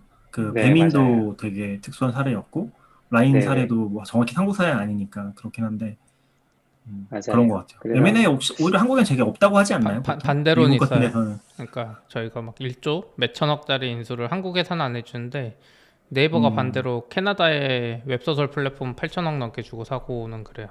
그쵸, 그러니까 한국 그쵸. 서비스는 인수 안 했지만 뭐 배민이나 아니 네이버나 카카오도 인수한 적 있긴 해요. 뭐 그 뭐죠? 많이 번개장터 했죠. 같은 경우 비상장 조금 작은 해주기도 것들은. 했었고. 네. 음, 근데 저는 이거 좀 보면서 재밌었던 게 제가 처음 봤던 기사에서는 틴더가 아자를 인수한다 이렇게 써 있었던 것 같거든요. 아, 그게 좀 재밌었었고, 그리고 사실 이게 정확히는 매치그룹이 하이퍼 커넥트를 인수하는 계약인 네, 거잖아요. 음. 근데 네네. 보면은 매치그룹에는 그 아래로 그런 소개팅 앱들이 엄청나게 많다고 합니다. 근데 이미, 저 몰랐는데 어, 매치그룹은 매치하는 서비스는 다 인수할 생각인가요? 뭐 이렇게 많아요? 그런 것 같아요. 저희가 이렇게 미리 정리해 주신 노트를 보고 있는데 네네. 뭐가 한 열댓 개 되는 것 같네요. 맞아요. 네, 한 20개 가까이 되는데 이게 약간 트렌드긴 해요. 이게 점점 그 소뱅의 그 손정희 회장처럼 돈 많은 음, 사람에 의해서 자본에 의해서 움직이는 시장이 돼가는 것 같은 게 우리는 잘 모르지만 저희도 중고거래 서비스 외국 서비스 분석하다 보면 유럽에 막 중고가 몇 개 있고 동남아에 몇 개 있거든요. 요거 알고 네. 보면 무슨 다 그룹 하나예요. 투자자 같은 음, 손정희 회장 같은 아, 사람이 그러니까 우리는 모르지만 무슨 그룹 하나가 그 유럽의 중고거래 회사 여러 개 있는데 이걸 다 가지고 있는 경우가 많아요. 그러니까 이게 그게 있었어. 저도 되게 재밌었던 포인트가, 회사에서 알게 된 건데, 중고 거래를, 뭐, 우리는 세컨드 핸즈 뭐 이 정도로 이해를 하고 있잖아요. 근데 실제로는 네. 그렇게 부르는 게 아니라, 클래시파이드 마켓이라고 해서, 요런 거랑 비슷한 이제 업종들이 그런 카테고라이징이 되는 그런 분야가 또 있어요. 그럼 보면은 유럽 쪽은 그런 걸 먹고 있는 회사들이, 이렇게 지분을 많이 가지고 있는 회사들이 보면 다 이베이 계열사, 이런 것들이 좀 있더라고요. 오, 네. 그런 포인트들도 재밌긴 했어요. 그리고 지금 보면은 이 데이팅 앱 쪽은 저도 뭐 자세히는 모르는 분야긴 한데 그런 게 있다고 하더라고요. 그러니까 단순하게 뭐 남성과 여성을 매칭시켜준다 그런 컨셉이 아니라 뭐 같은 종교를 가진 사람을 매칭시켜주는 전문적인 앱 이런 느낌? 종교라든지 뭐 다른 특성을 음, 가지고서 또 카테고라이징을 해서 그거에 특화된 앱들이 많이 있어서 그런 것들도 뭐 다 인수를 하고 있거나 그런 게 아닐까 싶긴 했었던 그것도 것 있는 같아요. 것 같아요. 이 매칭 앱들이 단순히 두 명 매칭하고 한국도 보면 매칭 앱이 한 대여섯 개 나와서 다 잘 된 적 있잖아요.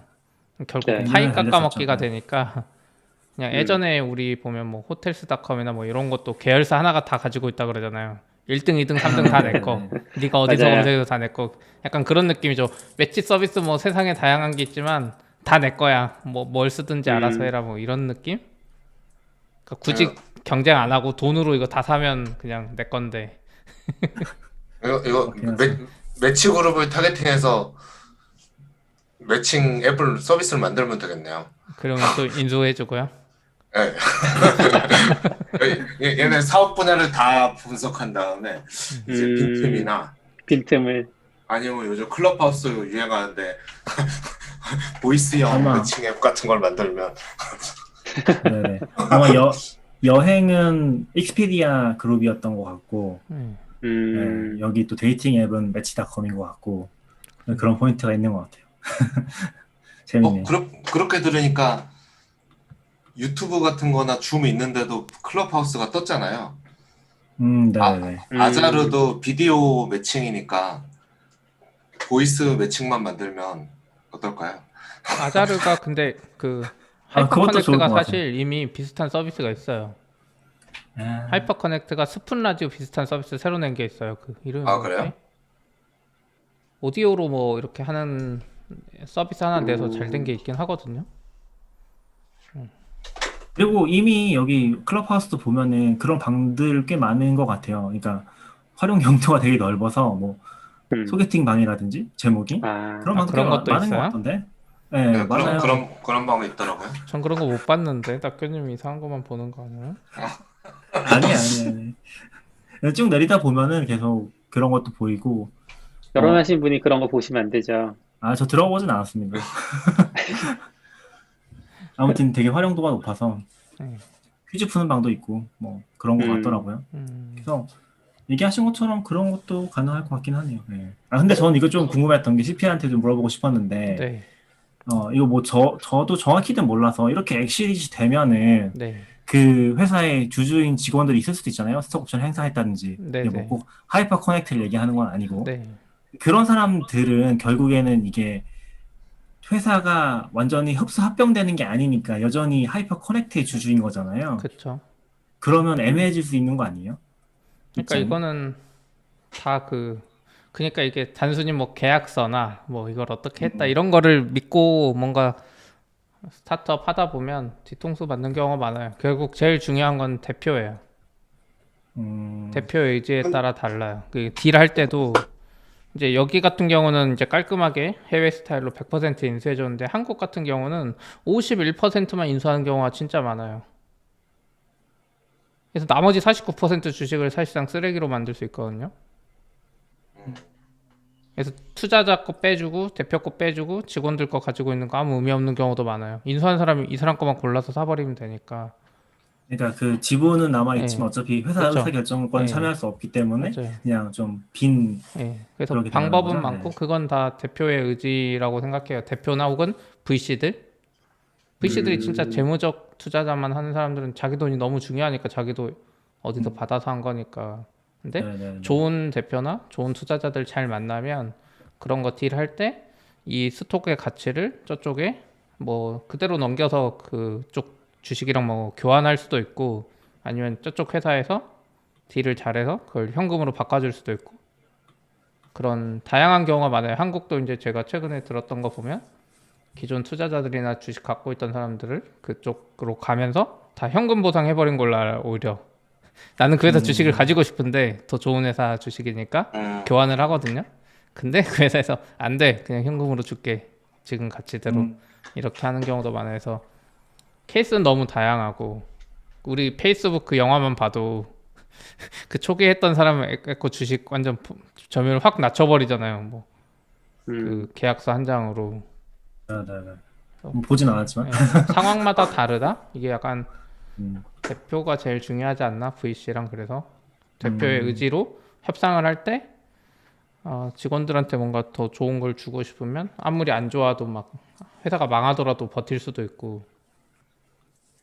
그거는 약간 케이스마다 다른 것 같은데 일반적으로는 그 회사 주식으로 수합되거나 현금 보상이 제일 많을 거예요. 현금 보상이 제일 많을 거예요. 그러니까 심지어 이제 인수되더라도 100% 그 회사랑 주식 수합을 안 해주고 그 회사 입장에서도 한 반만 해주고 반은 현금으로 보상해버리는 경우도 많아요. 더 많은 현금으로.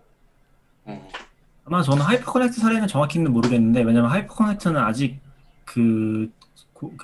이거를 사업 보고서는 아니고 이게 기준에 맞으면 공개해야 되는 게 있긴 하거든요. 그쵸. 다트 쪽에다가 그거 공개 안 돼 있었던 걸로 기억하긴 하거든요. 매출이 근데 그렇게 되는데 안 해도 돼요?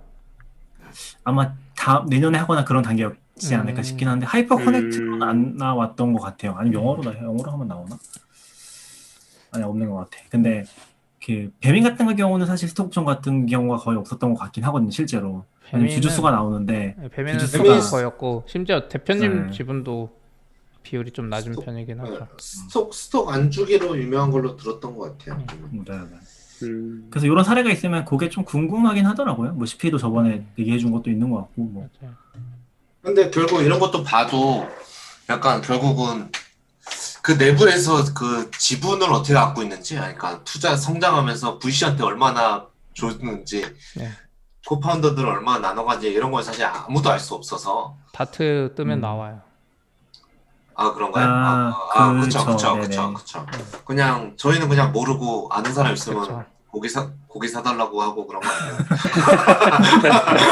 사실, 뭐 그런 거 관심 없고, 그냥. 좀 힘들긴 해요. 다트에 뜨거나 상장하거나 카카오도 그랬는데 그러면 약간 그 순간에 이제 회사에 약간 위기가 있긴 하죠. 음, 그게 다 눈에 보이니까 서로. 그리고 회사 일하는 스타일도 좀 달라지고 그걸 잘 극복해야 되는 것 같아요. 카카오도 그랬던 것 같고. 아무튼 뭐 재밌는 얘기인 것 같아서 그거 한번 올려봤고요. 하이퍼 커넥트에 잘 보면 이제 알겠죠. 누가 포르쉐 타고 나타나나 보면 스톡이 있었구나 이런 거 알 수 있지 않을까요?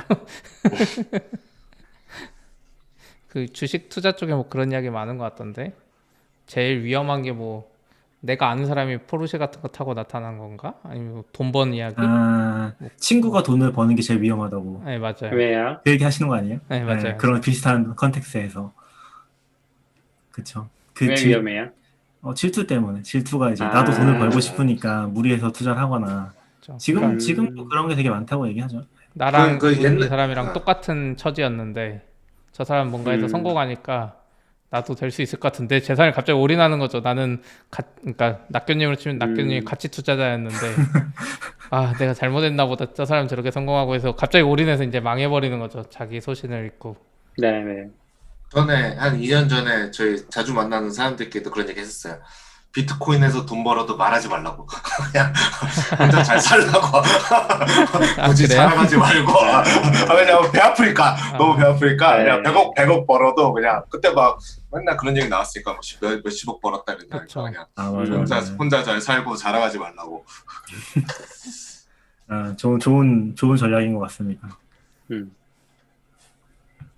그거랑 저는 뭐 요거 하나 더 얘기하고 싶었긴 했는데 뭐 다음 주에 얘기하면 좋을 것 같고 그 옥타에서 비즈니스 앳 워크라고 공개를 했거든요. 그러니까 옥타를 모르시는 분들이 있을 것 같기도 한데 옥타가 SSO 연동을 주로 해서 지금 거의 모든 어플리케이션들을 다 연동할 수 있는 그런 솔루션이에요. 예전에 그거를 LDAP으로 많이 했었잖아요. LDAP라고 LDAP 솔루션을 많이 했었는데 그게 지금 요즘 트렌드는 옥타나 원 로그인인가 하는 서비스들이 있어서 그쪽 서비스로 많이 넘어가고 있어요. 그래서 옥타가 할 수 있는 게 뭐냐면 그 중앙에서 데이터를 다 할 수 있는 거죠. 어떤 회사에서 어떤 서비스 쓰고 있다. 이거 다 할 수 있는 거죠. 그래서 그걸 가지고서 리포트를 공개하는 게 있더라고요. 저도 이번에 처음 알았는데 뭐 매년 공개하는 것 같고 요 구체적인 얘기는 뭐 지금 하진 않을 건데 요게 나와 있어서 혹시 관심 있으신 분들은 OKTA라고 검색해서 뭐 비즈니스 앳 워크 리포트 검색해주면 나오긴 하거든요. 이게 좀 재밌어서 이거 한번 보고서 다음 주에 얘기해보면 좋을 것 같아요. 아, 그렇군요. 저도 네네. 찍어만 놓고 내용은 못 봤어요. 재밌을 것 같아요. 근데 약간은 조금 큰 규모와 대기업 위주 아닐까요? 되게 다양한 것 같아요. 네. 되게 다양한 것 같고 지금은 저희도 쓰고 있지만 작은 회사 진짜 많이 쓰고 있고 한국에서도 여기로 많이 넘어갈 것 같다는 생각을 하고 있어요. 그래요? 저는. 옥타 말하시는 거죠? 네네. 비싸다면서요. 옥타 비싼데 작은 회사가 쓰기엔 싸요. 인당 비용이니까. 아니, 그 옥타가 싸다기보다는 옥타를 쓰려고 다른 서비스들 가격이 비싸지는 거죠. 맞아요. 그렇긴 맞아요. 한데 네. 어쨌든 10명도 안 되면 싸죠. 그래도. 근데 써야 돼요. 왜냐면은 이게 그 감사가 중요해지기 시작하면 안 쓸 수가 없는 것 같긴 해요. 결국에는 네. 기톡도 엔터프라이즈 써야 되고 네. 슬랙도 엔터프라이즈 써야 되고. 그것 때문이죠. 비밀번호 관리 때문에 그래요. 서비스를 많이 쓰면 그래요? 직원이 작아도 써야 되는 게 나는 아까 감사 때문에 생각하는데. 근데 오늘 그러니까 감사 때문도 있는데 오늘 아까 슬랙 안드로이드 그 사건이 있었잖아요. 슬랙 네네. 슬랙이 비밀번호를 안드로이드에 평문으로 저장했잖아요. 네, 그런 그러니까 일이 있었다고 실수긴 하죠. 하지만 근데 그런 게 하나가 터지면 제가 비밀번호 바꾸라고 공지했어도 안 바꾸는 사람이 있고 그 비밀번호를 회사 계정 여러 개 쓰는 사람이 있을 수 있어요. 근데 이게 막 강제가 안 되거든요. 그럼 뭐 하나만 털리면 그냥 개인정보 유출로 바로 이어지는 거예요. 직원 한 명의 실수로 내가 컨트롤도 못하는. 근데 옥타나 이런 걸로 통합으로 하면 슬랙의 비밀번호 애초에 모르고 다 여기서 통합 관리되고 그런 이슈가 생겼을 때 옥타에서 그냥 인증 만료시켜버리면 돼요. 그럼 모든 앱에 로그인을 못해요. 비밀번호 리셋하기 전까지는. 그래서 그리고 시프님이 좋아하시는 것 같은데 옥타 수준에서 그 MFA를 다 걸 수가 있어요. 그렇죠. 이 그래서- 서비스에 그러니까 오. 옥타 통해서 MS 오피스 들어갈 때는 MFA를 안 해도 되고 AWS 서비스 쓸 때는 서비스 이거 쓸 때 그러니까 VPN 저희 연결했는데 VPN을 쓸 때마다 매번 MFA를 해라. 이 사람이 로그인 돼 있어도 이런 것도 다 지정이 돼요. 아까 너굴님이 옥타 쓰면 소프트웨어 비싸진다고 그래서 듣는 사람을 위해서 설명이 좀 필요할 것 같아서 아, 네네.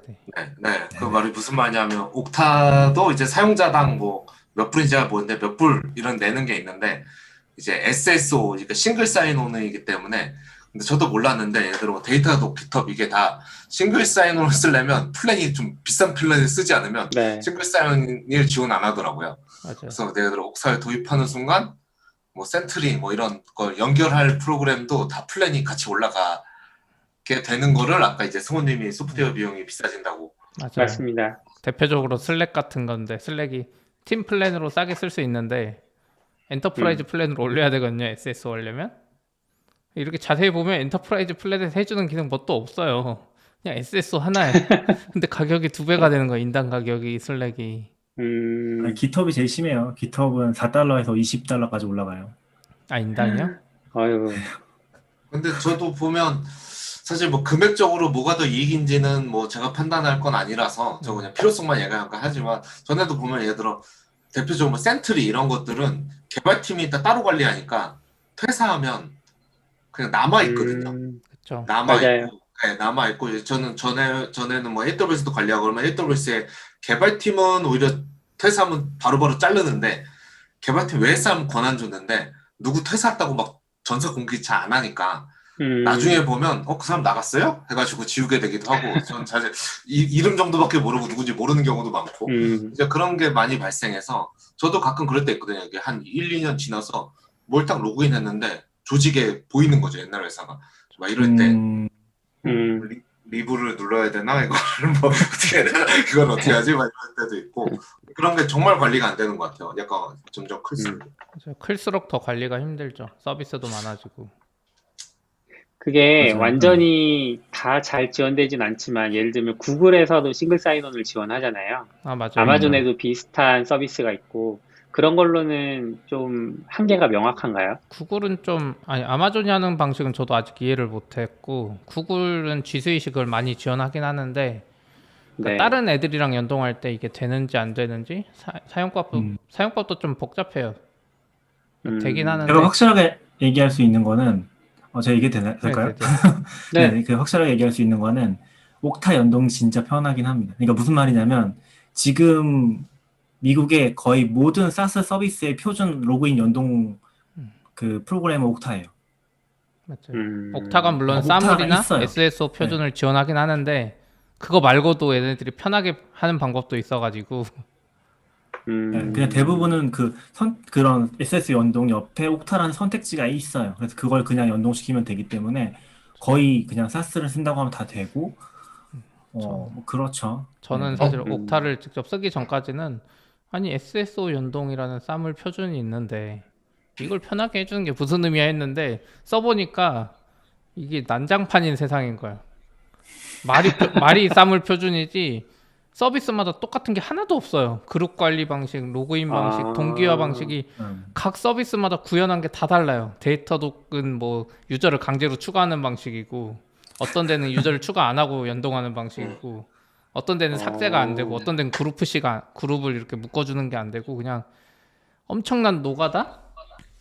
그래서 또 구글 G Suite이 저도 이제 나중에 알았어요. 옥타를 적용하고 나서 G Suite이 그 기능을 제공한다는 걸. 그래서 이게 좀 그냥 G Suite로 했어야 됐나 이 생각을 했거든요. 작은 회사한테 그게 맞는 것 같기도 한데 그 구글 로그인 해보시면 알겠지만 구글 로그인이 좀 이상해요. 그 투팩터가 요즘에 어떨 때는 OTP 물어보고 어떨 때는 자기가 기존에 가지고 있는 디바이스에서 물어보고 어떨 때는 무조건 그 전화번호 물어보고 하는데 이게 제어가 안 돼요. 약간 약간 제가 느끼기에는 그 로직이 그러니까 그 엔터프라이즈 단 그러니까 비즈니스 조직 단에서 그 컨트롤 한다기보다는 완전 구글 로그인 자체에 대한 컨트롤이라고 느끼긴 했었거든요. 맞아요. 무슨 말이냐면 약간 해외 지역이 달랐을 때 제 로그인 요청한다든지 그런 것 때문에 또 막히다거나 하는 경우가 생기는 것 같아서. 구글은 그리고 좀 복잡한 것 같아요. 근데 하려면 할 수는 있는데 옥타 비용 그쵸. 아끼는 정도밖에 안 되긴 하죠. 다른 SSO를 플랜 올리는 건 근데 옥타 똑같으니까. 설정 화면을 저번에 CP님이 작업하실 때 한번 슬쩍 봤는데 뭔가 옵션들도 굉장히 많고 복잡해 보여서 어, 옥타를 도입하려면 결국은 그걸 또 배우고 운영하는 리소스도 필요해지는 거 아닌가요? 그게 제일 싸다는 거죠. 옥타가 훨씬 쉬워요. 제 생각엔 G Suite로 아. SSO 하는 것보다 옥타가 훨씬 네. 인지가 쉬웠고 옥타가 문서가 잘 돼 있어서 다른 애들이랑 연동할 때 옥타가 다 문서를 제공해요. 거의 모든 서비스를. 근데 G Suite랑 CP님 연동하려면 영어 내가 잘하시니까. 아니, 영어 아니고 그냥 사진이에요. 그리고 근데 G Suite로 사물로 하려면 이 서비스가 연결한 사물의 연동 방식을 내가 이해해야 돼요. 그 아, 말만 표준이지. 아까 얘기하셨던 네. 서비스별로 다르다는 그쵸. 그, 그러니까 문서가 몇 개는 있는데 네. 그래서 저 그러면 그게 갑자기 듣다가 궁금한 게, 보통 이제 많은 회사들이 G슈트? 네. 지금은 구글 워크인가요? 네, 어쨌거나 워크스페이스. G슈트를, 네, 워크스페이스를 쓰는데, 보통 그걸로 로그인 시키면 제일 좋긴 한데, 항상 고민됐던 게 권한 관리는 안 되거든요. 옥타는 그런 게 되나요? 그러니까 예를 들어 우리가 사내 어드민을 사이트를 만들었는데, A 메뉴는 뭐 마케팅 팀만 들어가야 되고, B 팀은 이걸 가야 되는데 그 권한 관리가 어딘가 있어야 되잖아요. 아니면 조직 관리가 어디 있거나 그게 옥타에서 그런 게 있어요. 원래 그러니까 SSO 연동을 잘해주는 애들은 아틀라시안 같은 경우가 약간 그게 되는데 AWS도 되고 이거 저희가 우리가 특정 만들 사용자를 만들고 이 사람을 그룹에 할당하잖아요. 네. 그럼 그룹에 할당된 정보를 그쪽 서비스에 넘겨줄 수가 있어요. 그럼 그쪽 서비스에서 그 AWS 클라이언트 VPN을 대표적으로 보면 저기 사람 그룹에 할당하고 넘기면 AWS 클라이언트 VPN 쪽 설정에 SSO 페더레이션 연동 방식에서 마지막에 조건 거는 게 있거든요. 그래서 네. 이 IP 대역으로 가는 라우트는 이 그룹 이름이랑 매칭돼야 된다 이런 걸 또 지정할 수 있어요. AWS 클라이언트 VPN은. 그러면은 같은 VPN을 쓰는데 특정 그룹이나 이런 걸로 이쪽 라우트 못 가게도 할 수는 있어요. 근데 이건 각 서비스가 연동을 해야 되는데 그렇게까지 잘하는 애들은 또 흔치 않은 것 같아요. 근데 사내 어드민 만들 때는 그냥 그렇게 옥타에 맞춰서 구현하면 되니까 오히려 괜찮을 수 있네요. 그쵸. 근데 사내 어드민을 저희도 지금 G Suite로 연동해놔가지고 좀 애매하긴 한데 그런 게 안 돼서인데 옥타 로그인을 직접 도입할 수 있거든요. 자바스크립트 SDK도 있고 해서 만약에 그렇게 하면 이제 그런 상세한 정보를 다 API에서 땡겨와가지고 메뉴 같은 거 할 수 있죠. 근데 저희 같은 경우는 저희 당근마켓은 자체적으로 만들어서 그게 좀 애매하긴 하죠. 그 매니지먼트 롤을 자체 어드민에서 또 할당하니까 추가로. 근데 그쵸, 이게 그쵸. 하려면 좀 빨리 해야 돼요. 저희도 지금 G Suite를 하고 싶은데 제가 옥타 연동을 차마 못 하고 있어요. 이게 한 3명일 때부터 해야 되는 것 같아요. 이게 G Suite를 지금 3명, 바꾸자니 5명. 여파가 너무 클 것 같아서 차마 못 건드리고 있어요. 해야 되는데. 그런 게 있죠. 예. 맞아요. 어디가 메인. 표준이 되는지. 네. 근데 또 보면 웃긴 게 아마존도 SSO라는 게 있거든요. 근데 두 가지 이슈가 있어요. 첫 번째는 이게 얘기가 나왔으니까 좀 길어졌으니까 좀 해보면은 아마존도 SSO라는 게 있는데 이게 한국 같은 경우는 다 중간 용어를 모르겠는데 중간 업체를 거치잖아요. 메가존이나 그렇죠. 베스핀 글로벌 같은 것들을. 그러면은 네. 걔네 계정에 묶이기 때문에 SSO 기능을 쓸 수가 없어요. 그래서 일단 쓸 수가 없고 두 번째로 쓴다고 해도 이상한 게 AWS 유저에 묶이거든요. AWS IAM 유저에 묶이거든요. 개발자가 아닌데 AWS 계정 줘야 돼 아예. 이상해요. 그래서 AWS 건 좀 이상하긴 하더라고요. 네, 개념이 제가 잘 못 이해한 걸 수도 네, 있는데 맞아요. 제가 리서치 했을 때는 그렇게 이해하긴 했었어요. 그래서 SSO 이거는 저희도 좀 이상한데?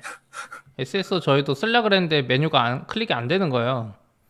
그래가지고 메가존에 요청해가지고 달라고 해서 받았거든요. 그것도 서울은 안 됐어요. 그때 또 도쿄만 된다 해서 받았는데 하려고 보니까 너무 이상한 거지. 그래서 받기만 하고 안 썼는데 옥타로 넘어갔는데 그냥 맞아요. 좀 이상해요. 개발자가 아닌 사람한테 AWS IAM을 준다고? 그리고 AWS 로그인이 그렇게 편한 것 같지도 않은데. 그리고 좀 전통적으로 보면은 LDAP 그 역할을 많이 했었고 그거를 이어가는 케이스가 이제 애저에서 액티브 디렉토리. 뭐라고 하지? 액티브 디렉토리 기반의 이제 서비스를 사용하는 거. 그게 이제 UI 상에서 컨트롤이 된다고 해서 좀 인기가 있었던 것 같고 그게 사실은 애저가 아닌 데서는 윈도우 머신 깔아서 설치를 해야 되거든요. 액티브 디렉토리 쓰려면은. 맞아요. 그래서 저희도 처음에 그렇게 썼었는데 조금 힘들긴 하죠. 그거 맨날 클라이언트 들어가서 이제 셋업해주고 아, 그거 이상해요. 그 서버 완전 계속 진짜 떠 있어야 되고. 구시대적인 유물을 지금까지 쓰는 느낌인 게 그 디렉토리, 액티브 디렉토리가 진짜 파일 디렉토리예요. 근데 제가 한 가지 기억에 남는 얘기를 하자면은 지금 저희 네, 리스너에 없으신 것 같긴 한데 네. 전 회사 CTO 분이 그 얘기를 했었어요. 자기가 사람 적을 때부터 이 LDAP 서버를 설치한 걸 진짜 자기가 잘한 것 중에 하나라는 얘기를 했었던 기억이 살짝 있긴 합니다. 성우님은 아시죠? 너굴님은? 네네. 그때 좀 잘했던 거라고 저도 생각하는 부분은 이제 자체적으로 옥타 비슷한 걸 만든 거죠. 어떻게 보면. LDAP 서버 기반으로. 네네네. 그래서 예, 장고에서 권한 관리를 하면 그게 이제 자동으로 연동이 돼서 구글에도 들어가고 LDAP 서버에도 들어가고 이런 식으로 돼가지고 조금 그룹 관리하거나 이런 것들이 굉장히 편했던 기억이 납니다. 승호님 지금 회사에는 빨리 옥타 도입하시죠. 이제 그러고 네. 그러고 몇 년 뒤에 얘기하셔야죠. 내가 잘한 일 중 하나가 옥타도 이거. 아, 그건 뭐 제가 잘한 일이라고 하기보다는 시피님이 잘 추천을 해줬다. 뭐 이렇게 얘기가 그래. 되겠죠. 다 돈이니까 네, 진짜 허락을 잘 받아야지. 이게 약간 개발자나 이 관리를 안 하는 사람 입장에서는 이게 감이 없을 수 있는데 지금 진짜 미국 사스 업계에서는 옥타가 표준이에요. 아, 그러니까 네, 옥타를 그거는 적용 안 한 데도 알아두면 있을 것 좋아요. 같은데 왜냐면 LDAP이나 옛날 시스템이 있으니까. 음. 근데 그런 회사조차도 전 넘어갈 거라고 봐요. 그리고 옥타가 LDAP을 지원해줘요. 옥타가 LDAP처럼 동작하는 기능을 제공해 주는 걸로 알고 있어요. 저희가 안 써서 정확히는 모르겠지만 맞아요. LDAP 서버를 대신해서 옥타에 있는 인증 정보를 가지고서 LDAP을 연동하는 서버랑 연동하는 기능을 제공하기 때문에 사실 뭐 레거시도 다 대응이 가능하긴 하죠. 전 와. 진짜 옥타 쓰길 잘했다고 생각하는 포인트가 요즘에 뭐만 하면 제가 그 옥타랑 연결되냐고 하면 다 된대요.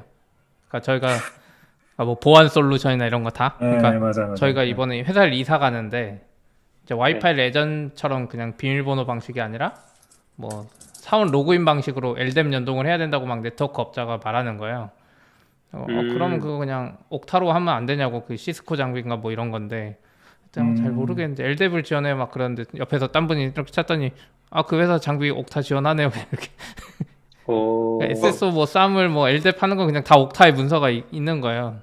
그래서 이제 그거 들어가면 회사 이동하면 이제 옥타로 로그인해서 와이파이를 쓰는 거죠. 보안적으로 우수한 거죠. 와. 네. 그 옥타로 유튜브 하세요. 옥타 사용법 막 이런 거 소개하고. 근데 그거 제가 소개도 보기엔 이해 안 돼요. 제가 보기엔 옥타를 거의 모를걸요. 솔직히 말하면. 그쵸, 제가 잘 느끼기에는 모르죠. 옥타를 저도 몰랐죠. 옥타의 존재 자체를 모를 가능성이 너무 높아서. 저는 옥타를 이해하려고 도대체 몇 주 걸린지 모르겠어. 도대체 이게 뭐지? SSO를 해준다는 도대체 어떻게 동작하는 거지? 막 이러고. 그리고 네. 그때도 그리고- 말씀드렸는데 쓰기도 어려워요. 쓰려면 우선 걔들한테 뭐 쓰게 해주세요 막 해야 되는데 트라이얼 넘으면 한국 지사에, 한국 어디에 말하라 그래서 한국에는 누가 하는데 그러면 모르겠다 그러고. 그래서 막 제가 메가존에 연락해서 메가존 좀 해달라고 그렇게. 저는 옥타를 어떻게 알았냐면 한 4년 됐나? 4, 5년 됐나? 그 누구지? 네.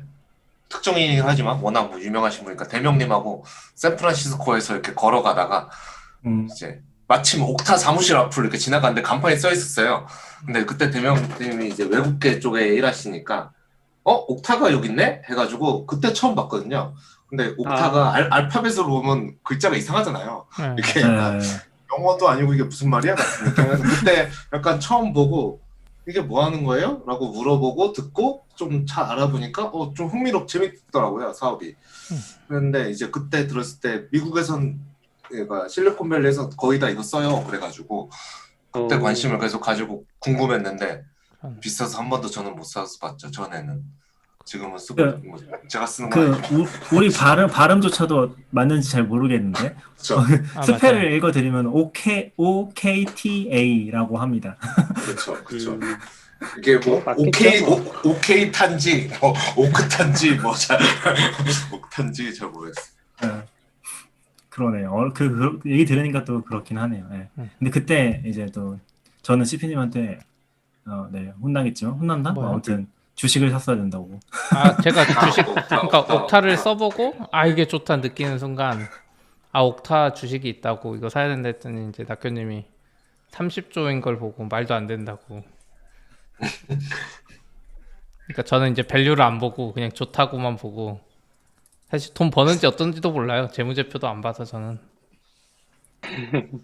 아, 이제는 뭐 그냥 IT 기업이면 30조예요.